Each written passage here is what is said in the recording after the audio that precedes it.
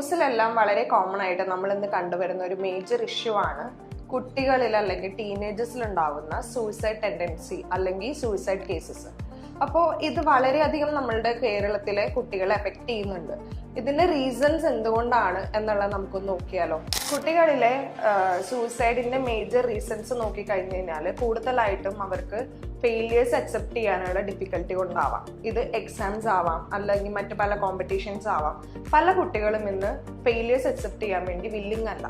അവർക്ക് ഒരു തോൽവി എന്ന് പറയുന്നത് അത്രത്തോളം ബുദ്ധിമുട്ടായിട്ടുള്ള ഒരു കാര്യമാണ്. ഇത് നമ്മൾ പാരന്റിങ്ങിൽ ശ്രദ്ധിക്കേണ്ട ഒരു കാര്യമാണ്. ചെറിയ പ്രായത്തിലെ അവർക്ക് ഇത്തരം ബുദ്ധിമുട്ടുകൾ ഉണ്ടെന്നുണ്ടെങ്കിൽ നമ്മൾ അവരെ അത് ഓവർകം ചെയ്യാൻ വേണ്ടി പഠിപ്പിക്കണം. അടുത്ത കുട്ടികൾ എക്സ്പീരിയൻസ് ചെയ്യുന്ന ഒരു ബുദ്ധിമുട്ട് ബുള്ളിയിങ് ആണ്. വളരെ കോമൺ ആണ്, ന്യൂസിലെല്ലാം നമ്മൾ കേട്ടിട്ടുള്ള ഒരു ഏരിയ ആണ്. അപ്പോൾ അത് എങ്ങനെയാണ് മനസ്സിലാക്കേണ്ടതെന്ന് ഞാൻ കുറച്ച് ഈസി ആയിട്ട് പറഞ്ഞുതരാം. ഈ ഒരു ഇമേജ് കണ്ടോ? ഇതിപ്പോ നിങ്ങളുടെ കുട്ടിയോ അല്ലെങ്കിൽ കുട്ടിയുടെ കൂടെ ക്ലാസ്സിലുള്ള മറ്റു കുട്ടികളോ ആണെന്ന് ഇമാജിൻ ചെയ്യുക. അപ്പോൾ ഈ ഒരു കുട്ടി ക്ലാസ്സിൽ ഡെയിലി വരുമ്പോൾ നമ്മൾ അവനെ എങ്ങനെയെങ്കിലും ഇമോഷണലിയോ ഫിസിക്കലിയോ അതല്ലാതെ മറ്റു പല രീതിയിലോ ബുള്ളിങ് ചെയ്താൽ ആ കുട്ടിക്ക് അത് ഹേർട്ട് ആവും. ഓക്കെ, അതിൻ്റെ ഒരു പിക്ചറിയൽ റെപ്രസെൻറ്റേഷൻ ആണ് ഞാനിപ്പോൾ കാണിച്ചിരിക്കുന്നത്. ഈ പേപ്പർ ഞാൻ ഓപ്പൺ ചെയ്യുകയാണ്. ഇത് എത്ര പെർഫെക്റ്റ് ആയിട്ട് ഓപ്പൺ ചെയ്താലും കണ്ടോ, ഇത് നമുക്ക് പഴയ പോലെ ആക്കാൻ സാധിക്കില്ല. ഇതാണ് ഇതിന്റെ കണ്ടീഷൻ. ഇത് തന്നെയാണ് നമ്മുടെ ക്ലാസ്സിലെ കുട്ടികളും എക്സ്പീരിയൻസ് ചെയ്യുന്നത്. അപ്പോൾ നമ്മുടെ കുട്ടീനെ ഒരിക്കലും മറ്റുള്ളവരെ ബുള്ളി ചെയ്യാതിരിക്കാൻ വേണ്ടിയിട്ട് ആദ്യം നമ്മളൊന്ന് ട്രെയിനിങ് കൊടുത്താൽ നല്ലതായിരിക്കും. ഫിസിക്കലി ആയിക്കോട്ടെ, ഇമോഷണലി ആയിക്കോട്ടെ. അതുകൂടാതെ അവർക്ക് emotionally or physically bullying experience ചെയ്യുന്നുണ്ടെങ്കിൽ അതെല്ലാം എങ്ങനെ ഐഡന്റിഫൈ ചെയ്യാം എന്നുള്ളത് കൂടി നമ്മൾ പഠിപ്പിച്ചു കൊടുക്കണം.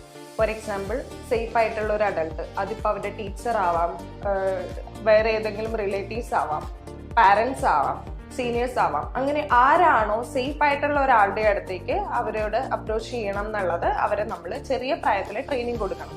അതുകൂടാതെ അവരുടെ ഇമോഷനെ പറ്റിയിട്ട് എക്സ്പ്രസ് ചെയ്യാൻ വേണ്ടി അവർക്ക് നമ്മളൊരു പ്രോപ്പർ ഗൈഡൻസ് കൊടുക്കാം. ഇപ്പൊ മോന് ദേഷ്യം വന്നോ, അല്ലെങ്കിൽ മോന് സങ്കടം വന്നിട്ടാണോ ഇങ്ങനെ ചെയ്തത്, ഇങ്ങനെയുള്ള ഐഡന്റിഫിക്കേഷൻസ് വരുമ്പോൾ ആ കുട്ടി കൂടുതലായിട്ടും ഇമോഷണലി അവെയർ ആവും. അപ്പോൾ അതവനെ വലുതാകുമ്പോൾ ഒത്തിരി ഹെൽപ്പ് ചെയ്യും. സൂയിസൈഡിൽ അടുത്തൊരു മേജർ റോള് വഹിക്കുന്നത് സോഷ്യൽ മീഡിയ തന്നെയാണ്. സോഷ്യൽ മീഡിയയിലാകുമ്പോൾ പല ആളുകളും എത്ര ദൂരത്തുള്ള ആളുകളുമായിട്ട് റിലേഷൻഷിപ്പ് ഫോം ചെയ്യും. പക്ഷെ ഇതിൽ എത്രത്തോളം സത്യമുണ്ട് ഇല്ല എന്നൊന്നും നമ്മുടെ കുട്ടികൾക്ക് അവെയർ ആവണം നിർബന്ധമില്ല. അപ്പോൾ ഇതെല്ലാം നമ്മളൊന്ന് ട്രാക്ക് ചെയ്യുന്നത് നല്ലതായിരിക്കും. അത് നമ്മളുടെ കുട്ടീനെ ഹെൽത്തി ആയിട്ട് വെക്കാൻ വേണ്ടി കൂടി ഹെൽപ്പ് ചെയ്യും. അതുകൂടാതെ ഇന്ന് അവൈലബിൾ